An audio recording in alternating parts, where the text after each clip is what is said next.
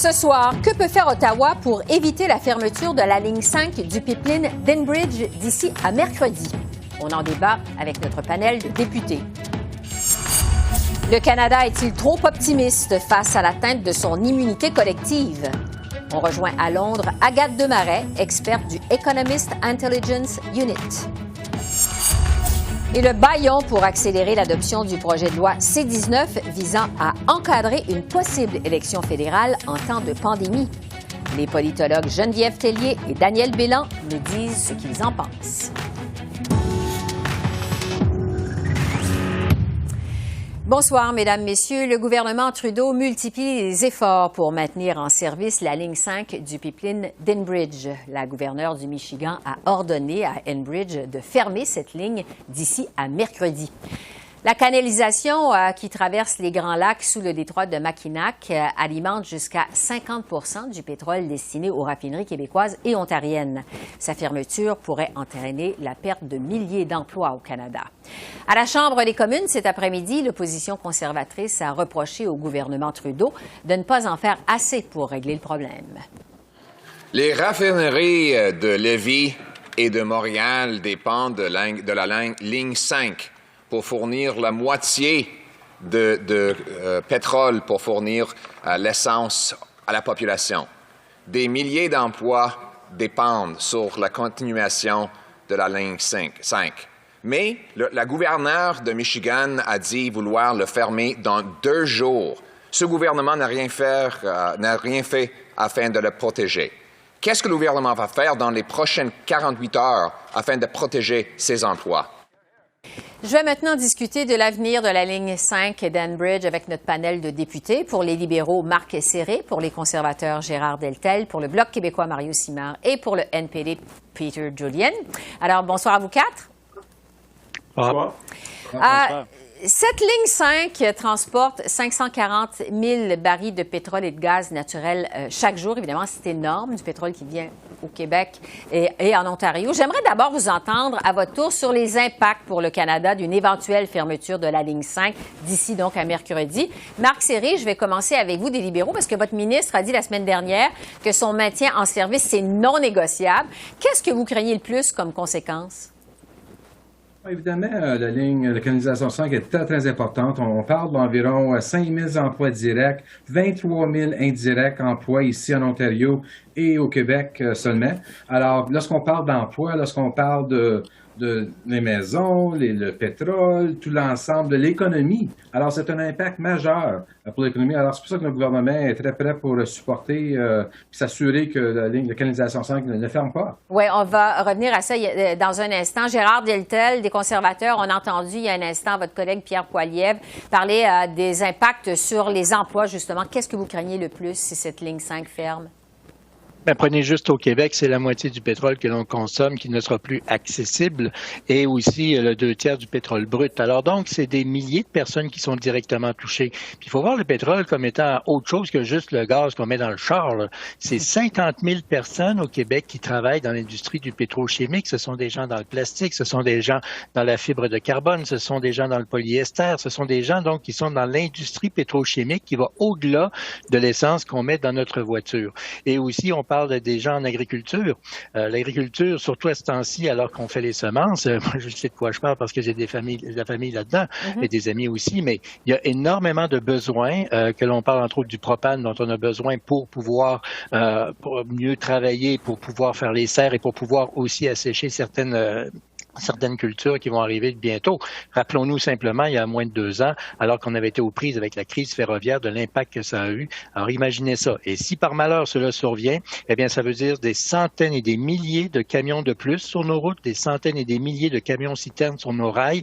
Et Dieu sait que ce n'est pas exactement la meilleure chose que l'on souhaite. Donc oui, c'est important et on aura l'occasion d'en dire plus tout à l'heure pour les solutions à venir. Oui, parce que Mario Simard du Bloc québécois, je veux aussi vous entendre. Gérard Deltel parle de 50 000 personnes au Québec. Quels sont les impacts que vous craignez le plus sur le Québec si on ferme la ligne? Bien, première chose, je suis content de voir que M. Deltel reconnaît qu'on consomme le pétrole de l'Alberta, ce qui n'était pas le cas lors de la dernière campagne électorale là, pour légitimer le couloir énergétique. Ce qu'on disait, M. Simard, vous l'avez dit en chambre, ça me fait permettre... Non, mais c'est parce que vous dites quelque chose qui n'est pas vrai. Nous, ce qu'on a dit, c'est qu'il y a beaucoup de... Monsieur Deltel, je ne vous ai pas interrompu, laissez-moi finir. Maintenant, l'impact sur le Québec. Le Québec peut avoir d'autres sources d'approvisionnement. Moi, je ne privilégie pas ça. Les ports en eau profonde nous permettent d'avoir d'autres types d'approvisionnement sur le pétrole. Maintenant, il ne faut pas faire peur indûment aux gens avec la ligne 5, puisqu'on sait très bien que ce qui se profile, ce qui se dessine le 12, c'est un débat juridique.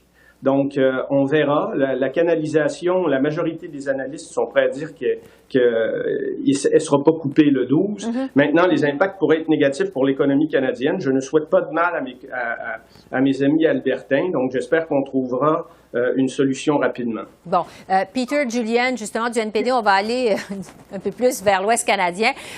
Quelle est votre position d'abord au NPD sur la fermeture de la ligne 5 possible mercredi? Mais moi, je suis ancien travailleur de raffinerie de pétrole, alors je viens de l'industrie, justement. L'NPD réclame depuis longtemps des solutions que l'ancien gouvernement conservateur et l'actuel gouvernement libéral auraient dû mettre en place. Des préoccupations au Michigan, étant donné le désastre de Kalamazoo, la rivière Kalamazoo, qui est à cause de tous ces problèmes de fuite qu'on a vus dans la rivière Kalamazoo. Et là, on voit Enbridge avec Celina qui a eu des douzaines de fuites aussi. Le gouvernement aurait dû mettre en place déjà des cadres environnementaux pour éviter justement la perte d'emploi qui va être énorme. Il n'y a pas de plan B. Le gouvernement semble laisser juste de crier plutôt que de mettre en place des solutions. Mais à notre égard, c'est important de mettre en place des solutions pour conserver des emplois qui sont vitaux pour l'économie canadienne. Oui, je pense que tout le monde s'entend que ça aurait des conséquences quand même assez dramatiques sur les emplois au Canada pour la suite des choses, justement, parce que la gouverneure du Michigan, Mme Whitmer, Gretchen Whitmer, vraiment, elle n'en démord pas. Elle l'a promis en campagne électorale. Elle veut fermer l'oléoduc qui traverse, il faut le rappeler, de son État quand même aux États-Unis. Le président Biden n'a toujours pas donné son appui au Canada. Alors, Gérard Deltel, là, je veux vous entendre, les conservateurs. Qu'est-ce que vous feriez, vous, pour faire changer d'avis les Américains, la gouverneure Whitmer? D'abord, il ne faut pas attendre à la dernière minute comme c'est le cas actuellement. Et je tiens à rappeler une chose. Quand l'unité ou en fait l'économie à travers le Canada est mise en jeu, c'est le devoir, la responsabilité du leadership de faire preuve, du premier ministre, pardon, de faire preuve de leadership et de prendre le téléphone et d'agir directement. D'autant plus que le premier ministre actuel, et ça je pense qu'il n'y a personne qui va être surpris, a une très bonne relation avec l'actuel président des États-Unis, ce qui n'était peut-être pas nécessairement le cas pour les 4 dernières années. Donc profitons de cette situation-là, mais même mieux que ça. Comme j'ai dit en chambre la semaine dernière, comme M. Trudeau a une excellente relation avec l'ancien président Obama, et que M. Obama, comme on le sait, a été sénateur de l'Illinois, pas tellement loin du Michigan, ça là. Pourquoi est-ce que M. Trudeau ne prend pas le téléphone, appelle son bon vieux chum Barack, puis lui dit « Hey, mon ami, là, j'ai besoin de toi parce qu'on est vraiment dans le trouble au Canada. » Est-ce que le premier ministre a fait ce type de démarche-là personnelle? Vous savez, au-delà des grandes discussions qu'on doit avoir avec les ambassadeurs et tout ça, c'est correct. Mais à un moment donné, il faut faire preuve de leadership. Moi, j'en appelle au premier ministre, prenne le téléphone puis qu'il appelle tous ses contacts aux États-Unis, à commencer par Barack Obama pour qu'il nous donne un coup de main. OK, si le temps file. Il faut que j'aille. Obama y croit. Mario Simard du Bloc québécois, qu'est-ce que ça va prendre? Qu'est-ce que ça prendrait, en fait, pour changer d'avis les Américains? Rapidement, parce que le temps file. Bien, il faut revenir parce que c'est des préoccupations qui sont légitimes. C'est l'approvisionnement en eau potable pour 40 millions de personnes. Ça veut dire qu'il ne faut pas enlever l'importance d'un bon maintien de la ligne à Enbridge sur des préceptes politiques. Donc, je pense que la compagnie a un grand rôle à jouer aussi pour sécuriser les Américains. Donc, 40 millions de personnes dont leur source d'eau potable relève des Grands Lacs. Je pense que leurs préoccupations sont légitimes. Et ça, il ne faut pas l'effacer rapidement non plus. Peter Julian du NPD, qu'est-ce que vous feriez, vous, à la place des libéraux? Qu'est-ce qui doit être fait? Mais là, on donne des milliards et des milliards de dollars de subventions aux compagnies pétrolières, des compagnies d'oléoducs. Et là, il faut dire qu'il faut s'assurer d'un niveau environnemental très élevé. Le problème, justement, c'est que les libéraux ne semblent pas avoir un plan B et s'inquiètent, bien sûr, des milliers d'emplois qui dépendent de cet oléoduc-là. C'est vraiment malheureux comment c'était mal géré, les libéraux, mais aussi les conservateurs ont mal géré le dossier avant. Bon, alors je vais me tourner vers Marc Serré des libéraux. Vous venez d'entendre vos collègues. On dit que vous n'avez pas de plan, qu'il est trop tard. Qu'est-ce qui vous reste comme option là, pour négocier avec les Américains? Parce qu'il est presque minuit moins 5. Là, le 12, c'est mercredi. Qu'est-ce qui vous reste comme option? Écoutez, le ministre était clair, le premier ministre était clair. Nous allons regarder toutes les options. Alors, nous allons regarder les aspects juridiques également. Alors, nous avons parlé, le premier ministre a parlé avec le président Biden. Nous avons le ministre de Transport a parlé avec le secrétaire d'Énergie, le ministre Garneau, l'ambassadeur Hillman. Alors, nous avons pris l'approche d'une équipe Canada, des provinces, des premiers ministres des provinces également. Nous avons parlé aux syndicats. Alors, nous avons regardé à l'approche totale pour trouver une solution. Alors, c'est bien important qu'on continue avec l'aspect. Et évidemment, lorsqu'on regarde, c'est vraiment un État de Enbridge et l'État de Michigan en cours. Alors, c'est un aspect juridique, comme M. Simard l'a mentionné tantôt. Alors, nous allons regarder tous nos aspects, puis l'aspect juridique est très important dans ce cas ici. Alors, on va suivre l'évolution du dossier dans les prochaines heures et les prochains jours. Marc Serré, Gérard Deltel, Mario Simard et Peter Julian, merci beaucoup. Merci. Au revoir. Au revoir. Au revoir.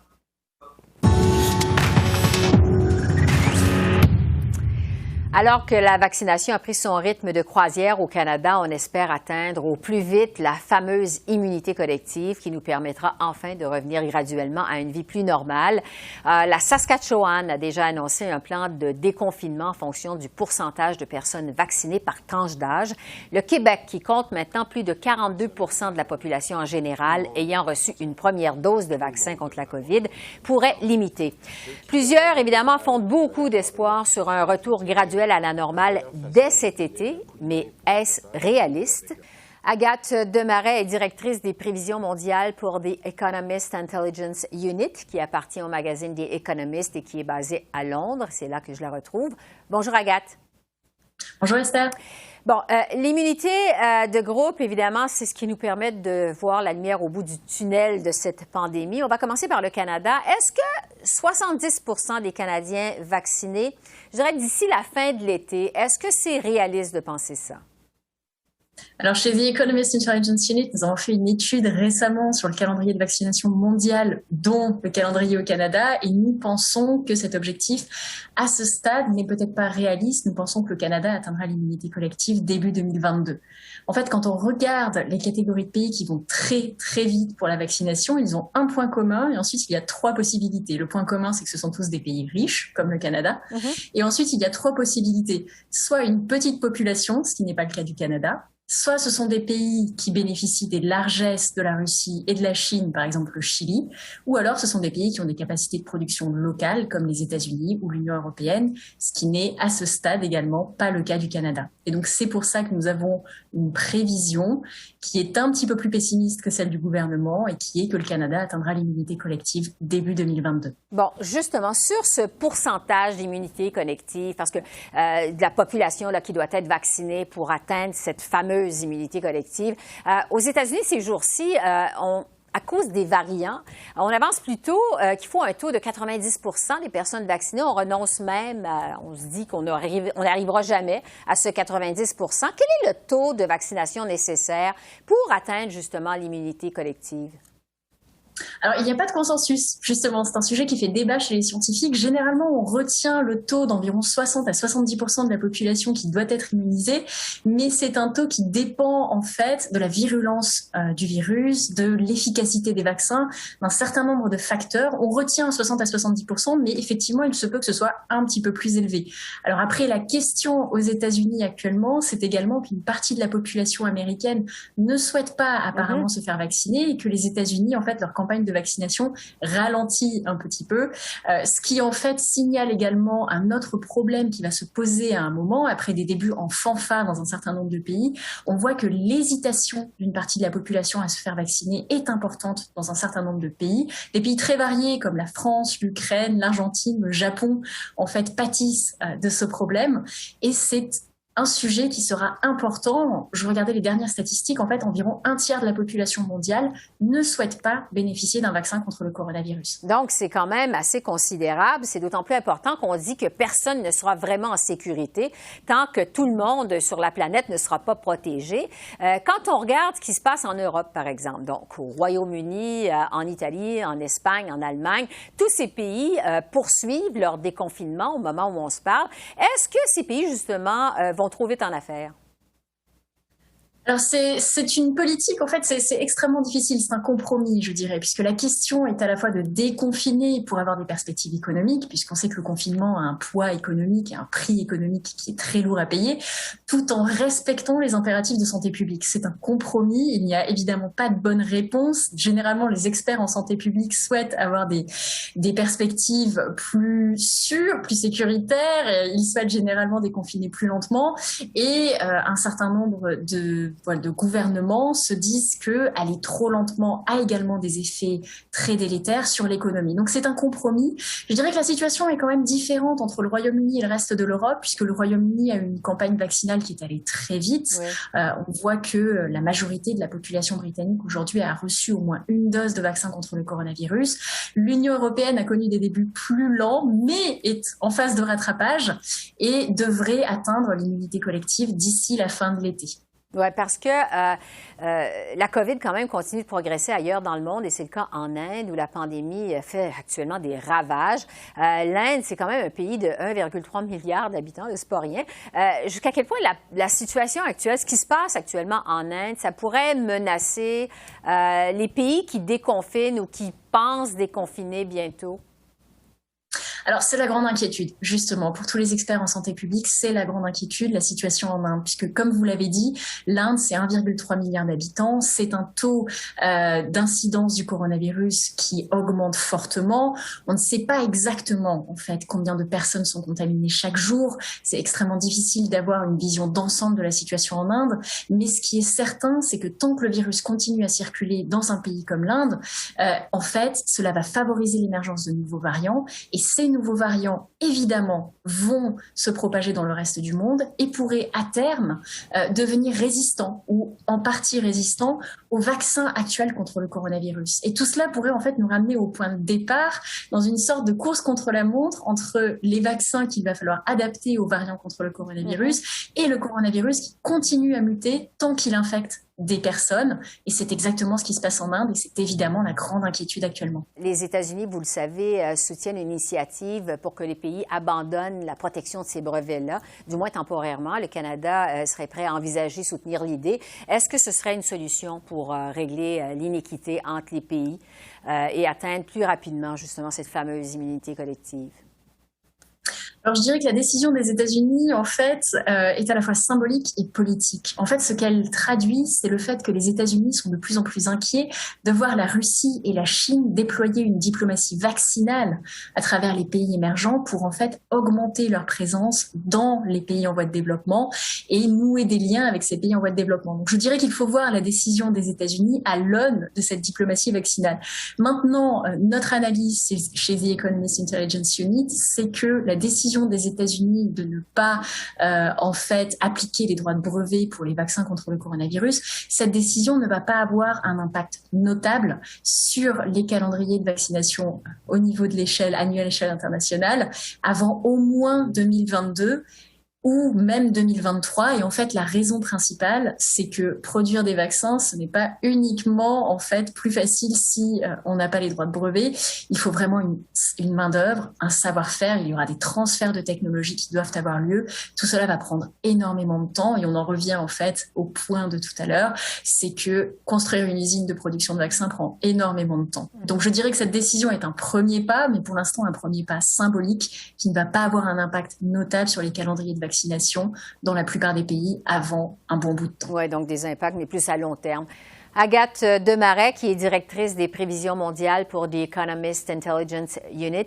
Merci beaucoup. Merci à vous.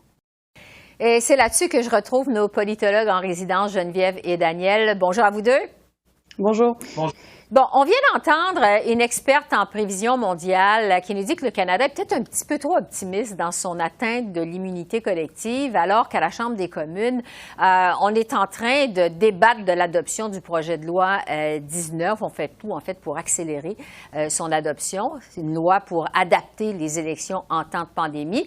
On sait que les machines électorales des partis se préparent pour des élections qui pourraient être déclenchées aussitôt qu'à la mi-août. Geneviève, d'abord, qu'est-ce que vous pensez du débat autour du projet de loi C-19 dans ce contexte-là? La question, c'est de savoir est-ce que c'est raisonnable d'avoir des élections en ce moment, là, en temps de pandémie. Puis je pense que la réponse, on l'a obtenue avec les élections provinciales qui ont eu lieu au cours de la dernière année. Alors, dans certains cas, ça s'est bien passé. Dans d'autres cas, très mal. Je pense, par exemple, c'est à Terre-Neuve que je pense, là. Et donc, c'est une question de préparation. Est-ce que Élections Canada est prête à mettre en place des mesures pour pouvoir justement faire des élections en pandémie?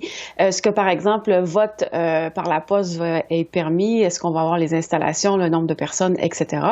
Et donc, si la réponse est oui, comme ça c'est vu aux États-Unis dans plusieurs endroits, comme ça c'est vu aussi ailleurs, je pense au Nouveau-Brunswick où le vote par la poste, je pense, a atteint 50% du total des votes. Oui, c'est possible de le faire. Maintenant, encore là, c'est une question de préparation. Puis c'est de voir aussi comment les partis politiques vont se préparer. C'est sûr que ça va être différent, la dynamique. Il n'y aura pas de grands rassemblements. Donc, si on est prêt à accepter ces règles du jeu-là, oui, on peut très bien aller en élection, mais si on n'est pas préparé puis qu'on va vers une catastrophe, alors là, oui, effectivement, ça va causer un problème parce que la légitimité du résultat pourrait être remise en question, comme ça arrive en ce moment à Terre-Neuve et Labrador. Oui, c'est ça, parce que Daniel Geneviève dit, la question, c'est se poser, est-ce que c'est raisonnable de penser en élection en temps de pandémie? On peut se poser la question aussi s'il y a des risques politiques qui sont rattachés à ça quand même. Oui, il y a des risques politiques si ça foire, comme vraiment à Terre-Neuve et au Labrador, mais en même temps, ça a fonctionné l'an dernier au Nouveau-Brunswick et en Colombie-Britannique. Et puis, il ne faut pas oublier à l'étranger, aux États-Unis, mais ailleurs dans le monde aussi, il y a eu des élections, ça s'est relativement bien passé. Donc, ça dépend de cas à cas. Je pense qu'il faut être bien préparé. Je pense que ça va dépendre du nombre de cas. Donc, l'immunité collective, ça, je pense que oui, ça ne sera peut-être pas atteint cette année, mais si la situation, par exemple, à la fin du mois d'août, début septembre, on a beaucoup moins de cas dans les provinces, par exemple, comme en Alberta, où ça va mal en ce moment, si le nombre de cas diminue, même s'il y a encore la pandémie, ça pourrait être faisable. Le problème, c'est que même si la campagne électorale est courte, dans une période de même 2 ou 3 semaines, la situation sur le terrain peut changer assez rapidement. Et c'est là où est le risque politique. On peut avoir une campagne qui commence alors que la pandémie a l'air d'être sous contrôle et que ça va relativement bien dans la plupart des provinces. Et là, tout d'un coup, le nombre de cas augmente et là, ça peut dérailler un peu le train électoral. Et là, c'est là où ça peut devenir un problème, ce qui s'est passé plus tôt cette année à Terre-Neuve-Labrador. Oui, Geneviève, pour conclure là-dessus, est-ce qu'un scénario de déclenchement d'élections, mettons à la fin du mois d'août pour des élections au mois de septembre, ça vous semble, au moment où on se parle, probable? Oui, ça me semble probable. Le gouvernement a de la difficulté à faire passer ses projets de loi. Je suis sûre qu'il veut avoir une majorité. Beaucoup de gouvernements provinciaux ont eu des majorités, donc ça peut être séduisant aussi comme argument. Maintenant, est-ce que les partis d'opposition vont laisser le gouvernement, les libéraux, déclencher des élections? Ça reste à savoir. Ouais. Et aussi, ça va être quoi l'odieux de déclencher des élections? Alors, si la population n'est pas d'accord, comment ça va être perçu? Et ce que Daniel aussi disait, qui est important, c'est que s'il y a des disparités à travers le pays, donc si ça continue à mal aller en Alberta, par exemple, alors que ça va bien dans l'Atlantique, est-ce que certains électeurs vont être favorisés par rapport à d'autres? Ça aussi, ça va jouer. Alors, il y a tout ça, comme disait Daniel, il y a tellement de choses qui peuvent arriver que ça peut changer la donne, mais à ce moment-ci, je pense que maintenant que le budget est présenté, une date prochaine possible d'élection du mois d'août, ça me semble possible et plausible. Oui, parce qu'il faut mettre ça dans la balance aussi. Le Canada, c'est grand et la situation n'est pas égale de la pandémie et c'est pas égal partout. Il y a des provinces où ça va bien, il y en a d'autres où ça va moins bien. Bon, j'aimerais vous entendre maintenant sur l'autre dossier du jour, l'oléoduc de la ligne 5. On le sait, la gouverneure du Michigan a ordonné à Enbridge de le fermer d'ici à mercredi, donc vraiment, ça va vite, là, ça vient vite. Selon plusieurs observateurs, Ottawa tente d'utiliser la voie diplomatique dans ce dossier-là, mais le président Biden n'a pas encore donné, je dirais, son appui au Canada. Le gouvernement Trudeau veut éviter la confrontation. Daniel, est-ce que ça va être possible? Ben, c'est difficile. Écoutez, on a maintenant avec un président démocrate à la Maison-Blanche et puis évidemment la gouverneure donc démocrate Gretchen Whitmer au Michigan, l'appui des groupes environnementaux et beaucoup de ses électeurs, et c'est une promesse qu'elle avait faite, une promesse électorale. Donc, pour elle, ça va être difficile vraiment de rebrousser chemin, là. Donc, puis ça fait quand même des semaines, sinon des mois, qu'il y a des discussions avec la gouverneure de la part de l'ambassade du Canada à Washington. Donc, on lui parle, là. C'est pas qu'on vient de découvrir cette situation-là, là. Ça fait longtemps que c'est en préparation, qu'on discute. Et puis, jusqu'à maintenant, elle n'a pas changé d'idée. Et puis, c'est sûr que si le président Biden mettait tout son poids dans la balance, ça pourrait changer les choses, mais est-ce qu'il a vraiment intérêt à faire ça? Beaucoup de démocrates ne soutiennent pas les projets de pipeline et même les pipelines existants. Donc, je pense que c'est une autre épine dans les pieds, dans le pied du premier ministre Trudeau, parce que si la ligne 5 est vraiment fermée, ben, ça va avoir des effets négatifs, pas seulement sur l'industrie pétrolière, mais ça va avoir des effets négatifs sur l'industrie à Sarnia et aussi au Québec. Donc, ça va avoir des répercussions économiques négatives dans des régions du pays où Justin Trudeau espère faire le plein de vote lors des prochaines élections fédérales. Oui, parce qu'il y a des milliers d'emplois en jeu, effectivement. Et Geneviève, le gouvernement Trudeau s'est déjà engagé à collaborer avec Washington sur la question des changements climatiques, sur la réduction des gaz à effet de serre. Est-ce que ça vient compliquer davantage l'affaire dans ces négociations avec l'administration Biden, avec Mme Whitmer? Oui, parce que d'avoir un gouverneur d'un État qui a une position aussi tranchée, qui veut pas vraiment collaborer, puis qui a des répercussions immenses, là, on mesure pas toutes les conséquences. On va le voir dans quelques semaines si effectivement l'éoduc est fermé, mais c'est très dommageable pour le Canada. J'ai l'impression que ça, c'est un peu le résultat de 4 années qu'on a vu au pouvoir Donald Trump, où là, on a vu une polarisation, une confrontation entre les pays, entre le Canada et les États-Unis. Et cette notion d'avoir un grand marché économique continental nord-américain, on l'a perdu. Alors, quand on vient de prendre le temps de prendre une décision, on réfléchit pas aux conséquences que ça peut avoir ailleurs sur le continent, notamment dans d'autres pays comme au Canada. Et là, ce qui se joue en ce moment, ça va être une confrontation économique qui va nuire au Canada. Le Canada est en mauvaise position pour négocier. Et dans tout ça, ce qui me surprend un peu, c'est un peu le silence des entreprises, des milieux d'affaires qu'on n'a pas beaucoup entendu. Alors, ce qui joue aussi un peu dans la diplomatie, je ne le sais pas, mais il y a peut-être aussi un mea culpa à faire de la part du secteur privé, d'avoir peut-être abandonné un peu ces léoducs-là. Les gens sont un petit peu plus sceptiques, ils veulent qu'on les ferme parce qu'ils les jugent pas sécuritaires. Puis si ça arrive, c'est quoi l'option? Puis là, on n'a pas vraiment de réponse.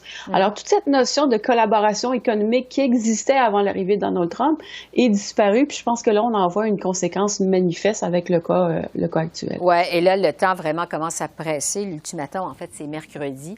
On va suivre ça au cours des prochains jours. Geneviève et Daniel, merci beaucoup. Merci, au revoir. Au revoir. Alors voilà, c'est comme ça qu'on a vu l'essentiel de l'actualité de ce lundi 10 mai sur la colline parlementaire à Ottawa. Esther Bégin qui vous remercie d'être à l'antenne de CEPAC, la chaîne d'affaires publiques par câble. Je vous souhaite une excellente fin de soirée et je vous dis à demain et surtout, d'ici là, continuez à prendre soin de vous. Au revoir.